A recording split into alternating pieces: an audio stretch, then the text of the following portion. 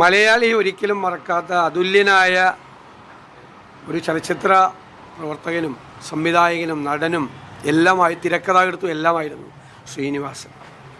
എനിക്ക് അപൂർവമായൊരു അനുഭവം ഉണ്ടായി. ഇന്നലെ മാധ്യമങ്ങളെ കാണുന്ന സമയത്ത് അദ്ദേഹം മുൻകൂട്ടി കണ്ട ചില കാര്യങ്ങൾ, അദ്ദേഹത്തിൻ്റെ ചിത്രത്തിൽ അദ്ദേഹം പറഞ്ഞ ചില കാര്യങ്ങളെക്കുറിച്ച് ഞാൻ ഇന്നലെ സൂചിപ്പിക്കുകയുണ്ടായി. ഇന്നലെ രാവിലെ ഞാൻ അദ്ദേഹത്തിന് ഒരു സല്യൂട്ട് നൽകുകയും ചെയ്തു, ശ്രീനിവാസന്.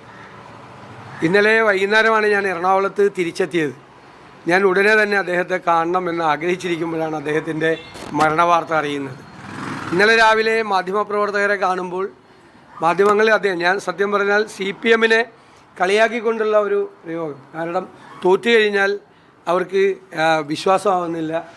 തോൽപ്പിക്കാൻ എളുപ്പമാണ് നമുക്ക്, പക്ഷേ തോറ്റുവെന്ന് അവരെ വിശ്വസിപ്പിക്കാനാണ് ബുദ്ധിമുട്ട്.